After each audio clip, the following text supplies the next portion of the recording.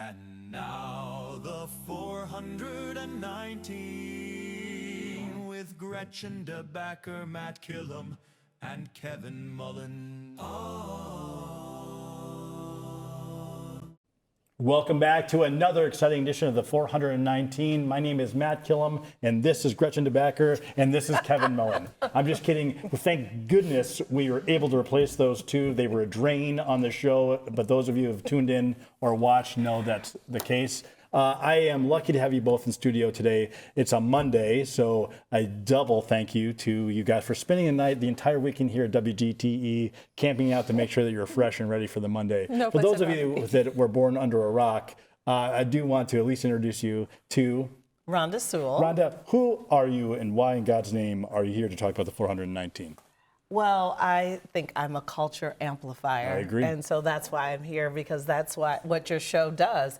But in my other hats that I wear, I'm a very community-centric person and Director of Advocacy and External Affairs for the Toledo Museum of Art. I don't want to embarrass you with your links of service to the entire community. I'm sure we'll get to that in portions of our conversation. You started out as a journalist, so you do provide also some credibility to the person sitting in the anchor chair here today. So I'm grateful for your time. Callie, hearing you are a known entity, certainly to me. We've been buddies for a while. We met for the first time walking across the Maumee River in Waders, which is a unique way to make friends. I feared for my life. With bonding. That's right. That's a trauma bonding. And regrettably, a good theme to the show. But Kelly, it is usually Mayor Monday, not to make you feel uncomfortable, but you are a bit of a mayor, in my opinion, about Destination Toledo and all the great things. So what better person to come on to celebrate not just who we are as people, but why people come to visit us. So give me a little bit of your bio, if you don't mind. I know they'll make you feel uncomfortable, but Callie Herring, who are you and why in God's name have you done this to yourself on a Monday morning? I am Director of Marketing and Destination Engagement for Destination Toledo. So basically I oversee marketing, communications, community engagement, and partnership at Destination Toledo. Pretty easy gig. I'm sure people are lining up to thank you every single day for what you've done for them. I mean, we have the fantastic job of just promoting all the great things that happen in the city. So thankful to your two entities for making my job incredibly easy 99% of the time. We've got an important show here today. We've got two friends and real leaders in the community coming in for a myriad of things. Obviously, we're going to discuss a little bit about what occurred in the Old West End just a little bit over a week ago. Friends of the show, but friends of the community and leaders that have experienced it through different lenses are going to continue to guide us through the next portion. And when I say us through, I mean us as the region. So Vanice Williams will be here. She, of course, is City Council President and friend. She's the only person that did not have to get up early for this. I think she gets up around 3:30 in the morning anyway. So we'll be hitting her right about lunchtime.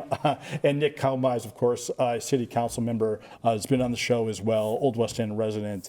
So we'll get to that in the next segments. Again, a little bit of a juxtaposed to our normal show, which is we hope people find to be all fun all the time, but there's a positive light to be shed on it. But before we transition into that segment, a couple things to be looking forward to this summer, Callie, through your lens, or one thing in particular that stands out to you that you're pretty juiced about?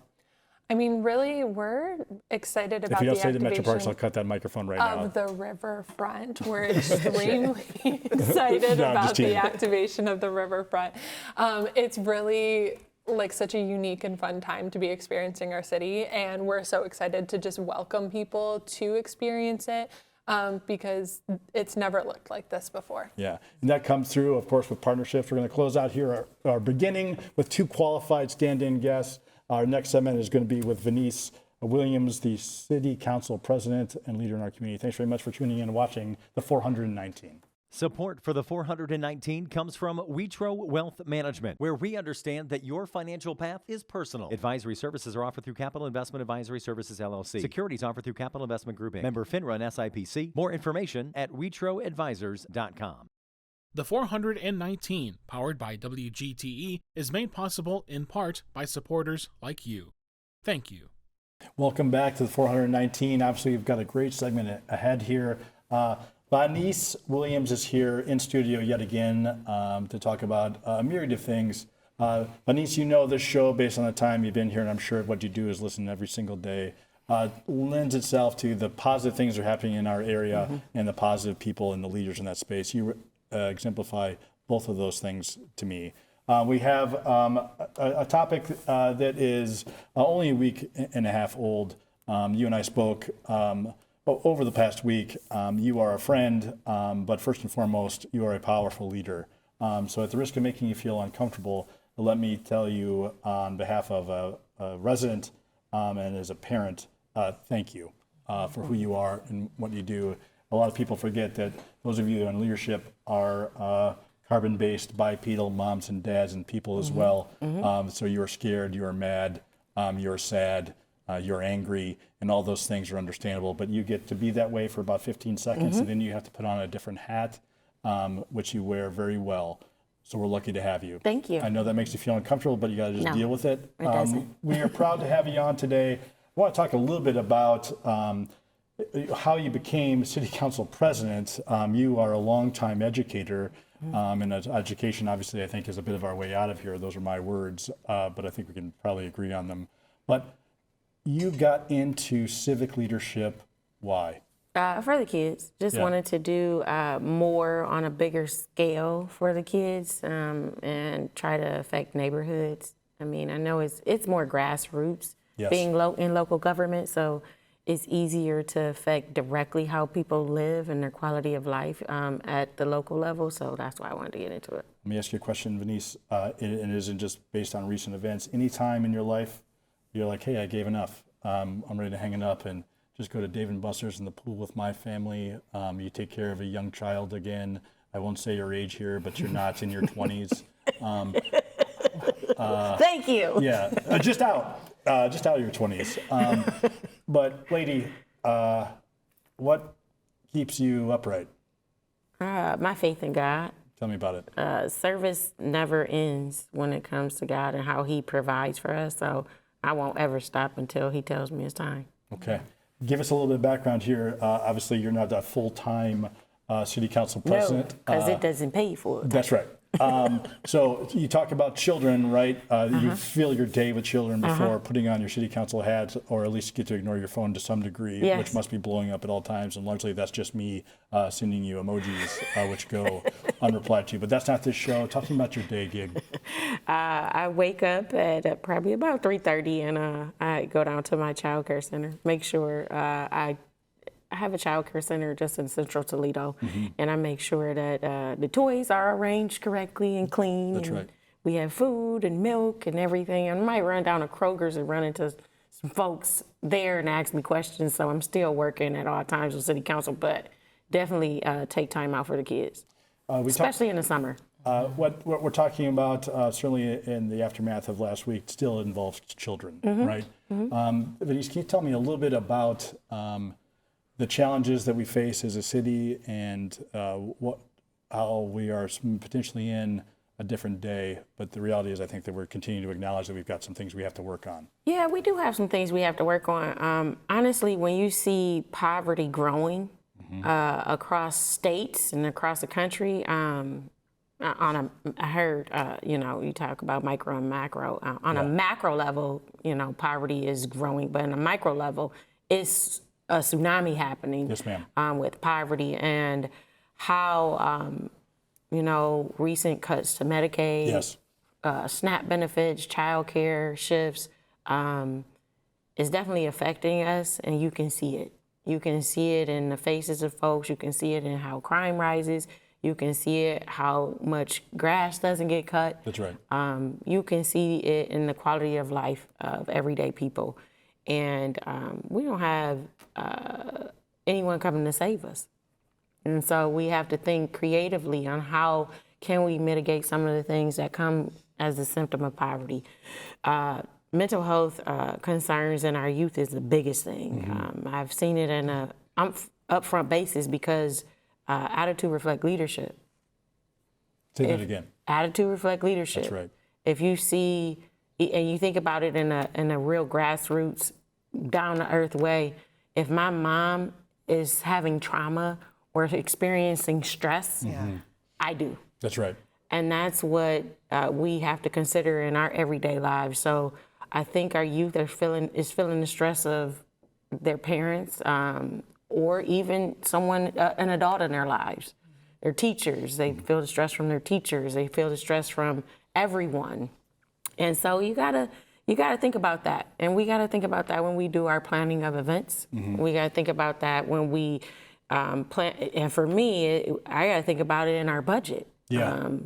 And so do my colleagues. We gotta think about what our priorities are and how can we shift some things. And, you know, sometimes some things have to be cut to help another area. And one area we can't cut is our youth programming.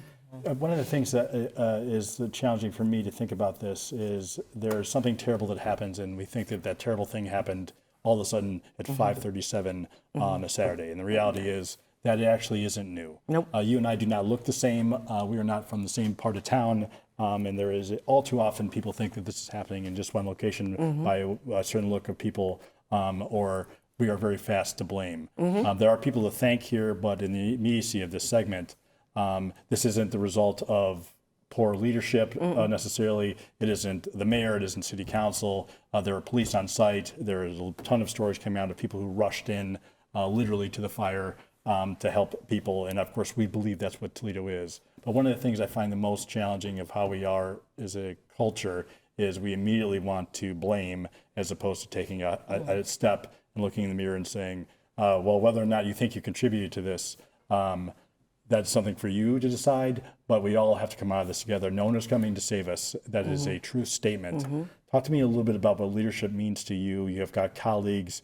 You are quite literally seeing the face of this, and you lived a great deal of this. You've talked a long time about boxing, saving the lives of people who you care about a great deal. It doesn't matter what the thing is that people are doing. They have to have stuff to do. So talk to me a little bit about not playing the blame game and leading our way out of this. It's quick for people to point fingers. That's right. But sometimes you have to turn it around on yourself. What could I have done? What am I doing? And as a public figure, I'm willing to eat that sometimes. Yes. You know, I'm willing to take and that's what we get elected for. We get elected so we can take blame, and probably never get the kudos either. But I'm okay with that because at the end result, if I save one child's life or one family's life, that's okay with me because that's one family that can save another family and save another family. So my thing as we go forward as a community, I want to focus on the positives of what happened that day. Community came together. Yes, you had the thumb thugs come and say all they want to say behind the screens and hide behind their Twitter fingers is what they call them. I call them thumb thugs. I challenge everybody to get out and do something. But you saw heroes that day. Yes, ma'am. The police, the fire, everyday nurses. That's right. You saw the victims, you know, you saw everybody there pulling together. And I said it at our press conference on this past week,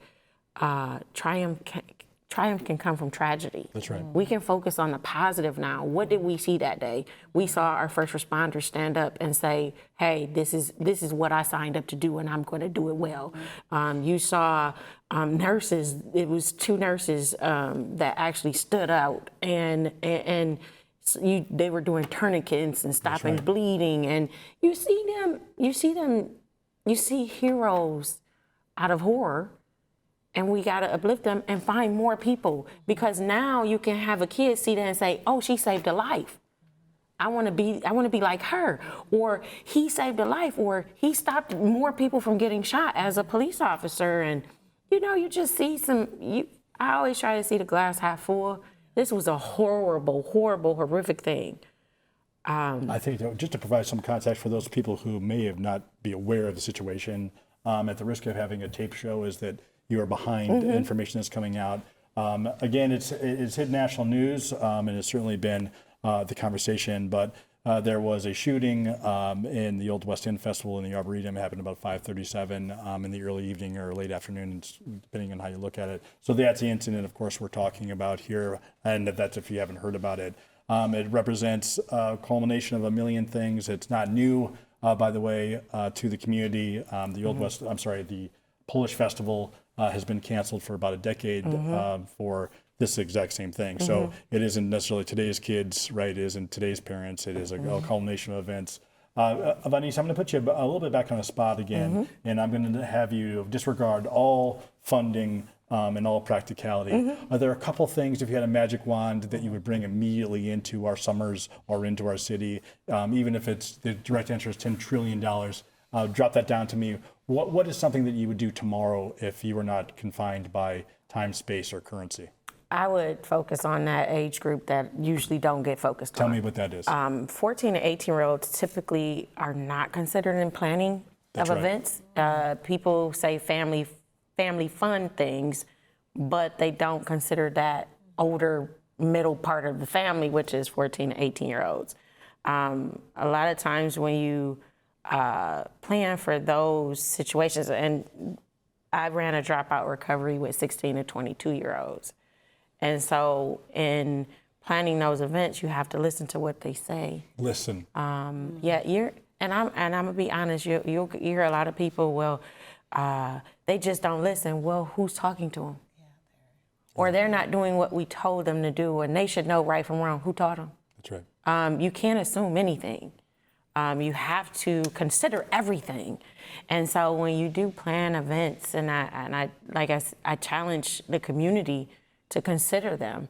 I know that it's hard sometimes. Create a panel of 14 to 18-year-olds when you're planning and say, hey, what you want at this event? And guess what? They're going to tell you.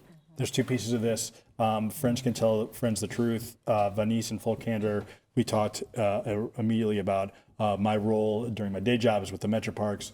You challenged me to do better in that group. Again, we only get better by telling each other the truth and asking each other to do better. So I appreciate you trusting me and putting me on the spot. My phone is always available to you. I respond to you, which I wish I could say was vice versa, but it isn't. That's fine. You're probably just going to get back to it. I do respond to you. There's one thing you made mention of. That is planning for the kids to do things, but employment is also important, right? There are people who are putting on these things that need bodies, as we talk about all the time. We can't find enough people, right? And it isn't as easy as that, because if any of us could choose, we would probably choose not to work. Rhonda's been talking about this vacation I was invited on for about 5 weeks now, and I just hate every single thing about it. And I'm going to plant heroin in Gretchen's backpack if I have to ruin that time.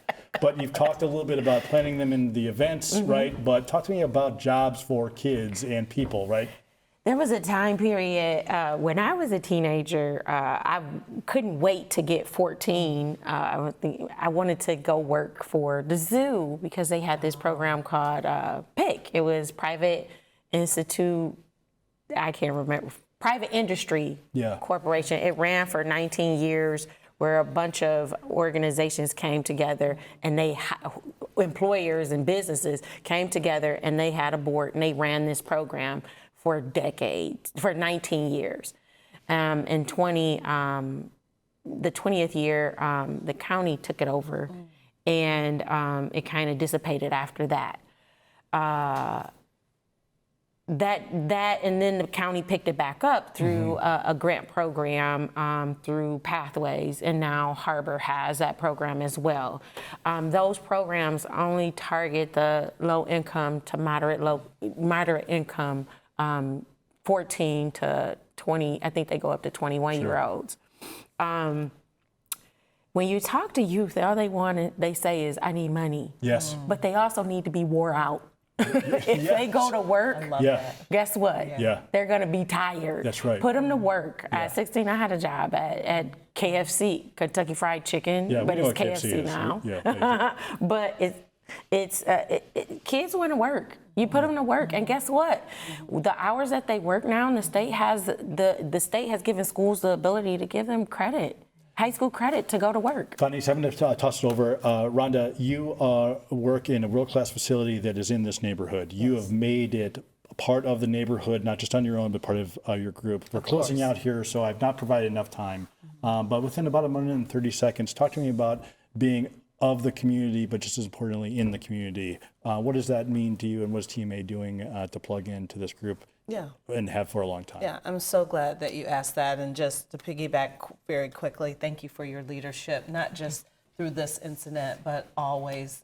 Thank you. A lot of us anchor institutions look at you as the top dog, and you are the president of City Council, but you do such a great job advocating. So wanted to say that, yes, it is under Dr. Adam Levine, the current director. his mission is to definitely reach the 2-mile radius around the museum. And we found that that's 5 underrepresented zip codes. That's right. And one of those being Old West End and surrounding areas. So it is our mission to do what we call a transition to active outreach, to go into the community instead of always expecting people to come into this neoclassical, very intimidating looking building who don't have a history of, engagement with an art museum. So that's what we're doing, and now we're expanding into the rural areas as well. And it has created such a synergy. Thank you very much. Yes. Vanice, we're closing out with you. I'm not going to put you on the spot to say something inspiring. I'm going to close out by saying thank you. Thank you for the energy that you're providing to this. Again, you picked yourself up, and I know that you are the heartbeat of our neighborhoods and of our people, and that's not an easy gig. We're going to need you to pull us out too. So thanks in advance for what you'll be doing for us in our future. All right, we're closing out our first segment here. We're going to have Nick Komives come out, who of course is City Councilman and also Old West End. Thank you for tuning in. To me, community means connecting to others. I'm Donnie Miller, and welcome to The Point. I love PBS Kids! We're a community committed to education. Discover new ideas, dive into exciting subjects, and engage with the world around you. I would send them personally a t-shirt. Crime doesn't pay in the Old West End, pass it on. That's how we cleaned up the neighborhood. Vision loss for people is not the end. It's a story, it's the next chapter. WGTE Public Media invites you to Get Out and Play Day. The 419 at 7 a.m. on YouTube, 3 p.m. on FM 91, and 6 p.m. on WGTE Connects. It's the 419 powered by WGTE. WGTE, where you come to watch, listen, and learn. Welcome back to the 419. My name is Matt Killam, and I am joined by 2 guest hosts in the absence of my 2 buddies who are out on leave, if you will. Rhonda Sewell and Callie Hearing, which I was corrected in earlier. It is wonderful to have you both. We are a celebratory show. We talk about the great stories in Northwest Ohio and in Toledo. That is no different today, of course, but we have had some things happen in our community that we would be remiss to just blow by. So on the doorstep, or back door, if you will, of those tragic events, we'll be talking with the people who lead us in and out of those things and all the things that will do us better.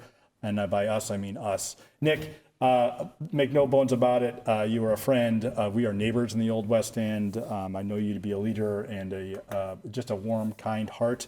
So this has been, I'm not qualified to talk about what this has been for you, but I can tell you as somebody who's concerned gravely about how we take care of our refuse, this is a whole new level of pain and leadership. So Vanice was on earlier. I know you guys passed each other in the hallway on your way out, so let me exchange this in proper fashion to you. Thank you for your leadership. I'm sure that you were a mess as not just the events occurred, but your phones blew up after the shooting in the Old West End Festival. Of course, we don't believe that is who we are, but we do immediately go into the blame game, and people need our leaders to be non-human during those times. So the human being, Nick Komives, I love you. The leader, I was particularly impassioned by the press conference that was held last week. There were a myriad of people speaking from the heart, right? But we can talk about things that are on t-shirts or bumper stickers for a long time, but we do need resolve. I think that your comments that day, sir, represented both. It is okay to be human, but it is okay to also ask us to be better, right? And we can only go so far when we start figuring out who's to blame. It wasn't 2 young people that opened fire in an arboretum at 5:37 in the afternoon. It is a cultural challenge. It is a global problem. I don't want to blame Washington. I don't want to blame Columbus, Ohio. What I want to do is get us out of this. Talk to me about the comments you made, and at the risk of outing you in terms of your process, how do you write something like that, and how do you pick yourself up and answer the phone in the way people need? Yeah, thanks for having me. Thanks for your kind words. This week has been one of the toughest of my life. I'm about to cry. Sure, that's totally appropriate, Nick. Yeah, it's, you're absolutely right. I don't know how to describe what my phone was doing immediately. That's right. I was half a block away. Yep. I heard the gunfire. That's right. I saw the terror on people's faces as they ran, and many of those people were people I knew, you know. The Old West End Festival is one of the most magical events that I think happens in Toledo. It is a time where we as Old West Enders really get to show off who we are through caring for our homes and our history and our yards as a way to show neighborly pride in who we are. We are a community that welcomes everyone in, and that is exactly why our festival has always remained open. And I don't think that that spirit is lost on us even in this moment, which I think is perhaps one of the more beautiful things that I felt coming out of the experience. But the sheer terror of Saturday night was an awful lot. I talked with people that night who applied first aid immediately to folks. I engaged with a person who was home alone after the experience, right? We forget about what happens to people in the aftermath of something like this, because there were 12 people who we needed to attend to immediately, otherwise they lose their life, potentially. There were also a lot of people who were either present and actually witnessed it, maybe they were within distance of hearing it, perhaps they received a phone call from a loved one who expressed how terrifying this experience was, right? And all of those people are impacted. And so I think you bring up a good point, Nick. Pardon my interruption, but there are people who have been celebrating the Old West End Festival and have lived in houses, the third owner of a house that was built in 1890, fill in the blank. Yes. So they're impacted by that. One thing I do think is a dangerously inaccurate statement is that our innocence has all of a sudden been lost. The reason why I think that that's inappropriate and potentially irresponsible, not as a criticism of the people that articulate in that fashion, is to pretend that this occurred only at 5:37 on a Saturday is a misjustice to all the people that have been struggling in this space, right? We are all to blame and we all need to come out of this. Your speech articulated that, sir, but I am interested in, just for a second, the man that had to then write that. You have people who love you and support you, but you eventually then had to sit down and decide how you wanted to talk about that. It is not necessarily the human portion of it, but I want to back in the human portion of it later. You had to sit with yourself, pull yourself together and lead. Talk to me about where you sat and where that happened. I started writing comments on Saturday night. I was out among, with my neighbors, trying to find people, trying to identify folks who might be alone, like the person I was talking about that night who had provided aid, right? And every time he closed his eyes, that's what he was seeing. Every time he opened his phone, that's what he was seeing, right? It was important to take care of those folks. And I got home from that experience, I sat on the couch and it was like a tsunami. Like, when adrenaline kicks in, you just do, you don't think. And that's what I was doing for several hours. So when I finally sat down and the tears just started pouring, it was immense. And I started typing notes on my phone almost immediately, just about how I was feeling. And more so just about the really wonderful aspects of what I saw, right? Like, I saw my neighbors going and knocking on doors and talking with each other immediately to check in with one another. And that was what I started writing. So the beginning part of my comments for the press conference were really, I think, an attempt to convey the spirit of the neighborhood, who we are as people, because none of that should be lost in the moment. That's right. Because incredible people, local people, stepped up in a moment when they could have, some people ran, and that's also okay. Absolutely. Absolutely. But some people were strong in the moment in a way that allowed them to provide aid. And so I needed to document that. I also then later needed to really reflect on how do we move forward from this. And so on Monday evening, again, when I had a moment to sit down, I sat outside on my porch in the Old West End. That's right. I watched my neighbors still playing outside across the street from me. My neighbors who I love were having a little get-together. They already bought all the food. And so they just had only Old West Enders present. And I was listening to that while I was writing, and I was thinking to myself, all of the things they tell us to be safe were there. There were good people with guns there. There were, there were people that were ready to respond. We had more police officers there than we normally do. That's right. But this still happened. And this still happened after the Dayton shooting in 2019.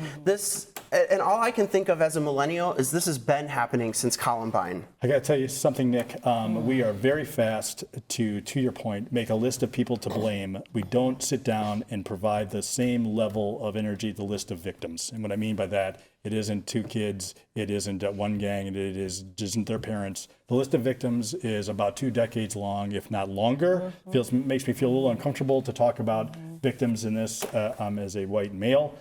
Because there are victims, and this is a decades-old problem. At the risk of passing the mic at a very difficult time, Rhonda, you are a leader in the African-American community, but in all communities. This isn't about race, right? This is about a community problem. You live in the 04, right, which is downtown. You work in a world-class facility that has done a lot of outreach. We talked a little about that already. And Callie, you have dedicated your life to spinning a positive. I don't want to lean into the superlatives here or put a silver lining on it. I want to talk about the roles that both of you have in our community, potentially even heightened more in the immediacy of the aftermath of the Old West End shooting. I just want to say, Councilman, your words were very meaningful at that news conference. Yes, they were. We were both present there, and I thank you because you provided the most human response, and it was raw and it was very vulnerable, and that is so good to see as you have articulated as a leader. And Old West End is a magical place. I went to elementary school at St. Angela Hall there on Parkwood from 1st grade to 7th grade there. Every single Old West End festival, my class gets together at the Bumpuses, at the pig roast, and this is from elementary school, because it was such a magical school, but such a magical neighborhood. And we all get together at the Old West End Festival. We come in from all parts of the country and get together because the place meant so much to us, and this doesn't just isolate us. And we have to be careful assigning race. Most That's crime happens intra-racially. That's right. That's what just happens. We have beef with people who live among us, who work among us, who look like us in all races. That's right. But that doesn't negate that there are some really profound issues. But I think all of our institutions are doing great work. Agreed. We're trying to do some things that maybe past institutions didn't do, and that was that outreach into the community and making sure that everyone has that sense of belonging. And that's what the museum has been doing. We're nurturing a sense of belonging, and people can see it. They do. They see it, and they're like, museum's a different place right now. And that's unusual for an arts and culture institution to even care. Rhonda, I will tell you that you and I have talked about this quite a bit. There's a hashtag called Rhonda Spoken, but you've heard me see this a million times. What makes that a powerful and true statement is that Rhonda has listened, is really what makes the other thing possible. I think the Toledo Museum of Art has listened, right? And not because they had to or not because of an event. They are trying to embrace the people that live in the communities within a 2-mile radius. And again, I applaud both you and Adam and everyone on that team for doing so. The things we're talking about today are not about individuals or about an individual race. It is about our city.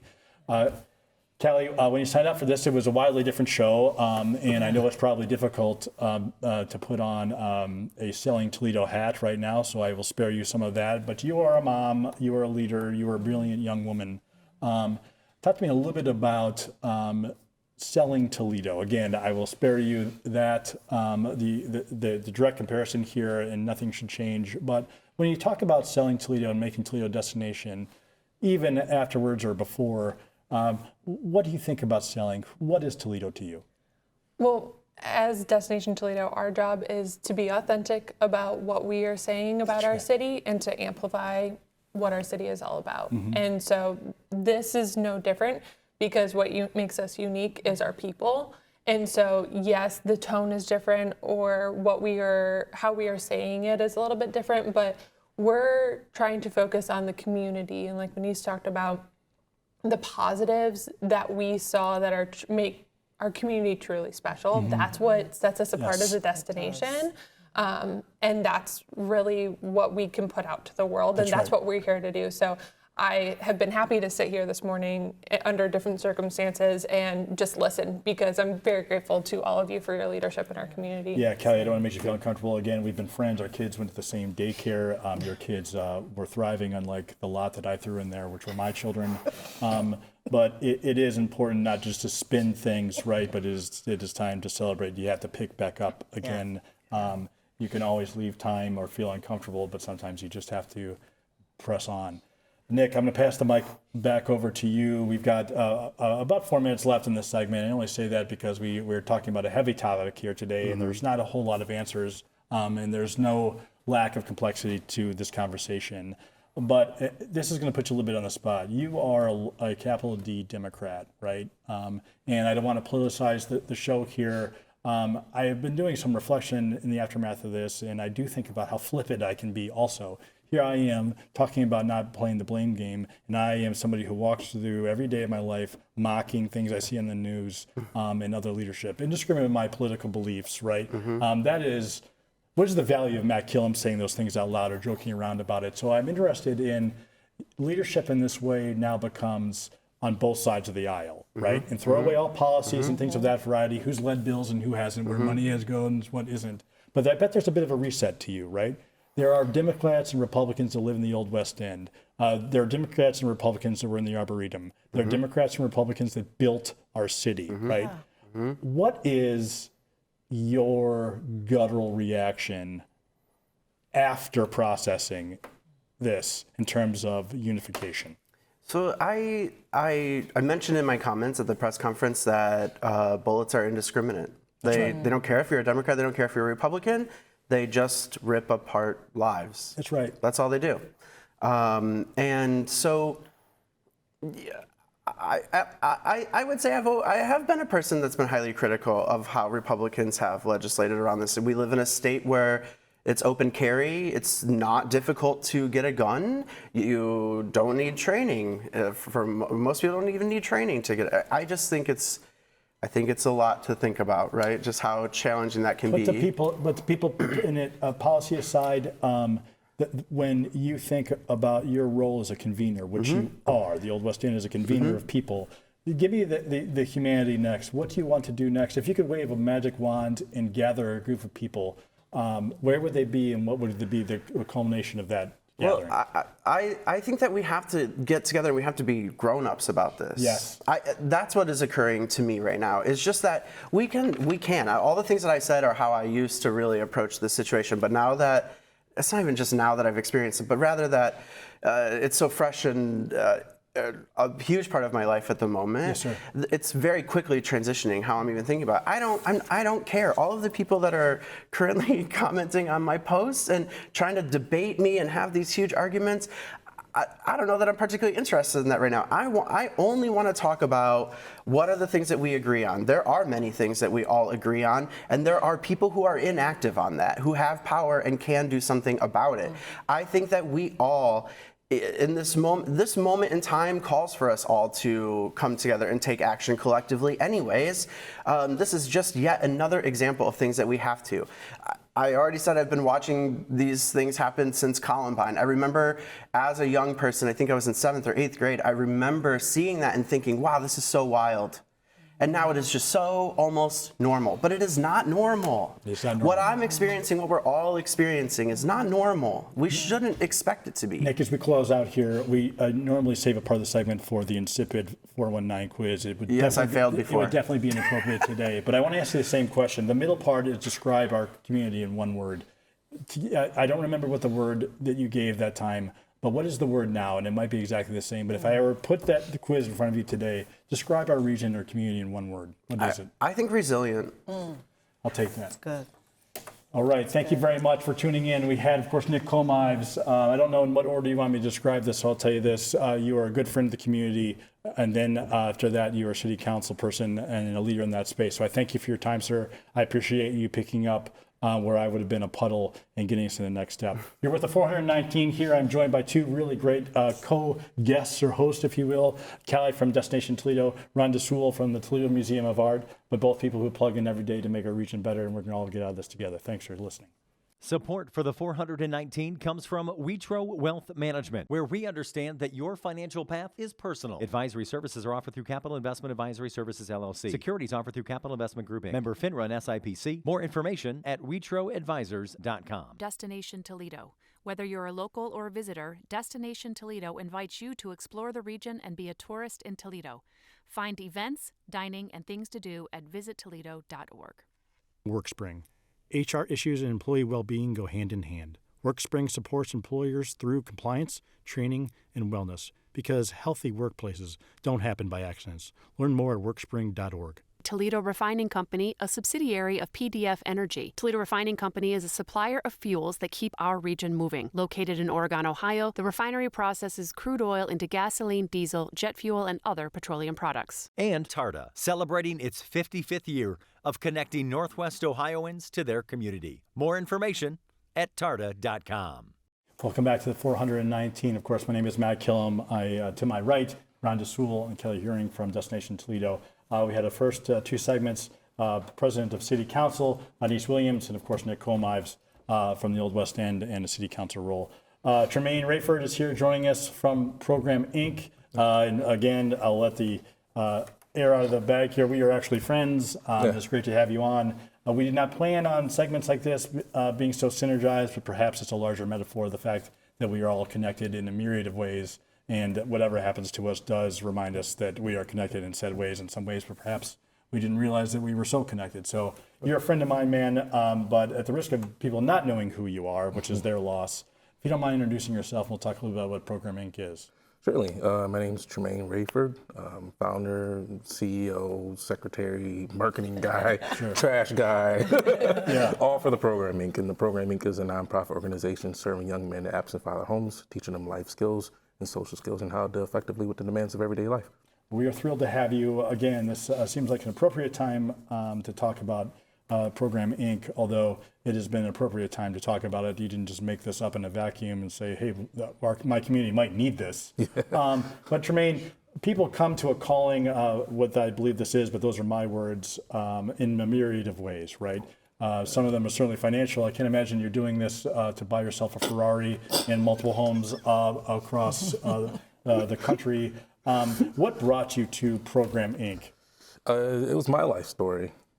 My dad wasn't around I remember seeing him 4 or 5 times before waking up out of a coma, 17 and a half years old. And that was like the beginning of me and my father's relationship. So I see myself in every single kid that I served because I was that fatherless kid that didn't know, how to change a tire or tie a tie or what being a man really was. So serving young men in absent father homes is a passion to me because it's almost like serving myself. Yeah, sure. I'll tell you what, contrary to, past concepts of what being a man was like, one of the things that being a man should be like is being vulnerable and talking about the truth. So thank you for letting us get a piece of that. That didn't used to be the case. It was shut up, deal with it, and just keep trudging forward. So, Rhonda, I want to give it the microphone for you just a second. You are a leader in talking about all things here. I presume, Tremain, that the stalwart in your life was a female role model. No, I had my grandfather. Okay, your grandfather. Other role models. Yeah. Just not present in the home. So, and my grandfather was. You don't want to mess with my grandfather. Yeah, sure. Like to this day, you don't want to mess with my grandfather. So he was if he had to show up, it's too late. You know what I mean? Yeah, sure. Yeah. All right. So he was that for us. Rhonda and Kelly, people in your life that were the role models or set the path, who were they to both of you? Definitely my mom. Yeah. We have come from a very strong matriarchal family and component, but my mom set the tone. She was the role model. And she's such a gentle giant in her leadership, and not only the family, we call her the glue, because she's the glue that keeps us all together. My dad too, as well. I had a very, very strong father and patriarchal role, which is important to girls as well. But that I so value what you are doing in the community. I was a catalyst for starting Real Men Read or Ready, that's now run by the Read for Literacy program, and it's specifically keyed on African American boys in the K through 3rd grade, and they are pairing with African American men who are working, coming in and reading to them three times a week. You would think that that was nothing, but it is something because they don't have positive role models. They might have male role models in their communities, but not always positive. And this is just really something profound. So I just value what you do with the program, Inc. Callie, in your life, role models, there'd probably a list, not similar to what we talked about today, but anyone that stands out as the go-to, even if it was in a terrified state, as Tremain mentioned? I mean, honestly, I'm very fortunate to really have a village here. Both my families are from here, so I grew up around both my parents being very strong, independent entrepreneurs in their own rights, and also having my grandparents very present as well. So. I'll tell you what, we talked about Destination Toledo, which of course you are a proud representative of, but Destination Home isn't something that everyone looks forward to going to. So Tremain, talk about a little bit about making a destination through Program Inc. What you do, what the program does, and why it's so meaningful. Yeah, so we host a number of workshops for a number of kids. We have a component that anyone can come to, free, open to the public. Tremain, when you say kids in this capacity, who are you serving? So boy ages 8 to 18. So we want to be proactive. Yes. We don't want to wait until kids are involved in violence, gangs, and all that stuff. We want to help direct them to a positive outcome. Has the number 8 changed at all? Has it gone back? Is it earlier? What made that time frame where you're sinking your teeth in? It started at age 7. Yeah. And then what we saw at age 7 was kids weren't as receptive. We're getting it. Right? They're in that play stage. They're like, I want to have fun, Sure. And at age... That'd be nice to go back to that. Yeah. At age 8 and 9, that's our kind of like relational equity building. Okay. You know what I'm saying? Where we're developing relational equity with the kids, and they're learning us and we're learning them so that we can speak into their lives. So the program, talk me through a single day in the program. I'm sure there's a bunch of things, but if we were sending our child or we were participating in this, pretend like we're all 8-year-olds, one of us acts more like that than the other, and it is Callie. Talk to me about... Thank God we have Rhonda here to help us. Talk to me about what kids experience with you on a daily basis, but program as a whole. Walk me through the days. Yeah, so a workshop would look like kids arrive, our volunteers, our mentors are there to greet them, to let them know that we care, that we miss them. We start the workshop out with affirmations. A lot of times kids hear a lot of things about themselves that they don't speak about themselves. So that's right. It's very important that they can say the most important where things. Where do they go? Where's there? So we work with a number of partners around the city. We didn't want to be stationary because we got kids coming 100%. from Portage, Ohio, Temperance. We got kids coming from Gibsonburg, Napoleon, Bowling Green. So what we do is we rely on our partners to host workshops. You have to go to the kids. Yeah. That makes so sense. we like to be in proximity to them because single mom, gas is high. They're not driving way out to Maumee or White House or East Side. They're not doing that. So we rely on our partners. All right, so we've got the kids in. We've started our morning off, which is, again, not to be blown through, having a place that kids go, which they might not be coming from or accustomed to. A welcoming place is affirming. So we're already off to a good start. Bring us through the rest of our day. So the rest of our workshops are usually hour and a half, 2 hours. So we would either have, contingent on the workshop, we will either have a subject matter expert come in to talk about financing, budget, financial literacy, things like that.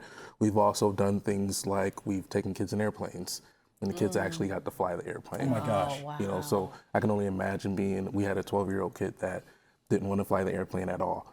Yeah. And then we ended up, I get it. we ended up coercing him to sit in the airplane and then talking him into driving around in the airplane, then talking him into going up. The pilot said a little bit, but he thought 6 feet was a little bit. Tremain, what you're talking about is an immensely complicated thing. What you're talking about is gaining trust, right? So talk to me about, and again, potentially I'm generalizing here, but we're talking potentially about the young men that come to you are not in a place of, their default isn't trust. Right. For good reason. Right. They are now in survival mode. Yep. Can you talk to me a little about the complexity of gaining trust for those that have been well served by not trusting? Yeah, it's time. Studies show it takes about 16 months to gain trust of a kid. Say that one more time. How long? 16 months. 16 months to gain trust of a kid. So I think the way we do it, and we have like an innovative way of interacting with the kids, and we're so intentional, I think we speed up the time on that. So every time the kid sees us, they're like, oh, hey, Joey, how are you? How was the last thing that you did? Or what was the last, thing that you did? And they're like, oh, this guy really knows, and he really understands, and he really pays attention to what I'm doing and what my life is. So we speed up the trust with that. I'll tell you what, it is a obvious thing that we all talk about, the immediacy of our culture and society, right? I mean, we get information fast, we get our food fast, we get things delivered, and now we've just set a 16-month window to, I don't know even the appropriate way of saying this, not untangle, unwire, defuse, something that, people have trained themselves to be for good reason. So you're already sort of, the odds are a bit against you, right? It takes a lot of time, and people don't want to give time. So can you talk a little bit, as young Tremain, what would this program have meant to you? Man, it would have been everything. It would have kept me out of so much trouble. I was involved in, you name it, drugs, gangs, everything. And I think having a positive male role model, that someone I can talk to, someone that was fun, someone that was, the experiences that we have is bar none. But I think things like that would have changed my perception of life. I'm gonna put you on the spot here in just a second. Frequently, I think all of our jobs, people say, well, why should I care, right? So I'm just gonna pick a random place. If you lived in, I don't know, I guess a golden fortress in a made up suburb called Greenville, Toledo. They're like, oh, that doesn't happen in my neighborhood. Why should I care? Why should they care? I mean, we all have to live together. Yeah. We all have to live together, and sometimes the violence that happens can happen in a place where you're not supposed to be at, or a place that you visit, grocery store, mall, anything. And it could be someone from absent father home committing these crimes. You've probably got, I'm going to ask every one of you this question. You probably have, well, I hope that you have, because you deserve it. You probably have a long list of successes, things that keep putting wind in your sails. It's not an easy gig. But do you mind sharing one, and it certainly doesn't have to be having anyone's names, but a moment that is particularly treasured by you, or something that gets you out of bed or gets you out of the shower at the crack of dawn to go back to affirm a bunch of children who are not yours? Tell me a story that motivates you. It's one of the most recent stories was a kid that he didn't know what he wanted to be in life. And we had the opportunity to partner with BGSU and Rudolph Libby and Lake Electric and Miller Brothers and all that stuff. And this kid, we take him down there, and he's 16 years old, and I can see the frustration on his face. He's wearing it. We go down there, and on the way down, he's like, oh, I want to be a plumber. I want to go to the Army to be a plumber. And I was like, I never heard people had to go to the Army to be a plumber. Like, you want to be a plumber in the Army? Or like, what does that look like? He gets down there, and he's playing with these remote control cars, like backhoe and like front loader and all that stuff. And then he sets down the remote control, and he comes to one of our guys, and he said, that's what I want to do. Right then and there, another guy, he points him to, and the guy goes, how old are you? He's 16. He said, oh, you can intern with us. He said, you can start working for us at 18, and by 21, you'll be making $35 an hour. And to see the look on this kid's face of hope, of, hey, this is an actual trajectory. This is an actual road that all I have to do is show up and work hard, and I can sustain my life, not only for me, but my wife, if I get married, children, my mom, my entire family, everything after me, after this opportunity, could be blessed simply because of the decision that I make. Tremain, thank you very much for that. Callie, it might seem like an awkward transition into the question to you, but candidly, it isn't. You work every day at Destination Toledo, and sometimes you probably don't feel like Toledo is a destination and you want to pack up your family and move out right away, right? Work is work for a reason. But there have to be some moments in your relatively long career now with them, in my opinion, certainly in the way that we look at modern workforce. But there are moments that re-inspire you about our region or us as people.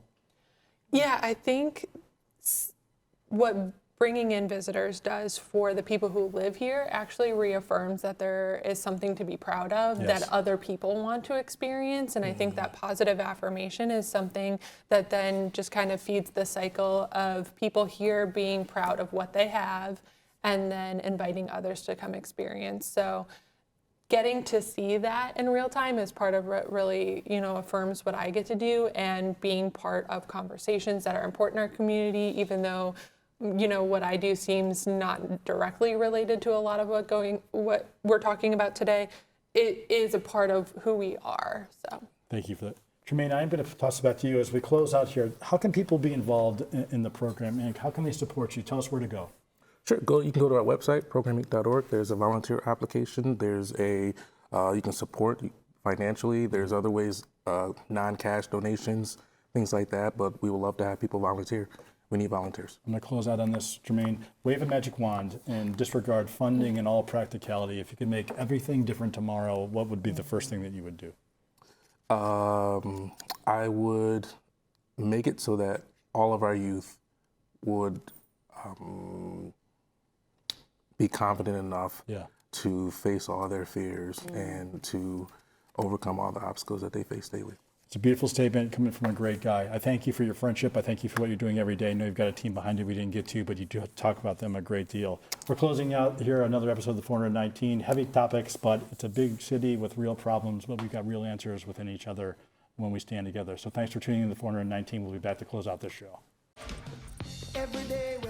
You laughed with us. You learned with us. Hi, neighbor. We made sure your childhood was special. Memories that could only be provided by PBS. For generations, we've given you programs that made a difference. Programs that entertain, inform, and inspired. And today is no different. This is WGTE Public Media in Toledo. It's where you belong. All right, welcome back to the closeout of the 419. It's one of the last shows without Kevin and Gretchen. I cannot wait for them to get back for a myriad of reasons, but I do want to thank the two of you for standing in. We have snagged Rhonda now on multiple segments and shows, so I love you. It was great to have you sitting to my right here this morning, and it'll be great to have you next to me as I live in this community. You were a great friend of mine and a great friend of the community. Kelly, I've known you for the better part of a decade. Better part are my words, but I certainly want to, certainly today it feels right to tell people you love them, so I love you both. A complicated show, right? Usually more so than we deal with here, a lot to celebrate, but if I could give you guys, if we have a minute to talk about our feelings of reflection here, your thoughts on being on the program and our leaders today. Well, I think the leaders that we had today, it was all types of topics, but we looked at community service, public service, but also some of the heavier topics and the incident that just occurred. We were militant about the validity of our truth as a community. It is a great community, and good comes out of, as Councilwoman said, the triumph is there. So, Kelly? I mean, as a Toledoan and a mom of boys, I'm grateful. I'm grateful we have people like this in our community. Well, I can say that to the both of you as well, and it's really in earnest fashion. Again, thanks for tuning in, as you usually do, to the 419. Indiscriminate when you get this show. I think the sentiment will always be true. 419, brought to you by Rayford Wealth Management, of course, brought to you by WGTE. There's a myriad of ways to listen and plug in the WGTE, but remember that public radio brings you content that is about you and about what made us who we are today. We're proud to be a part of WGTE as part of the 419, and be under this umbrella has been one of the great things I've been able to participate in my life. So thank you, WGTE, and thank you, Rayford Wealth Management, for making it all happen. We'll talk to you very soon, and we'll talk about the silly things we normally do, but today we want to end with just the fact that we are grateful for our community and all of us as a whole. The 419, powered by WGTE, is made possible in part by supporters like you.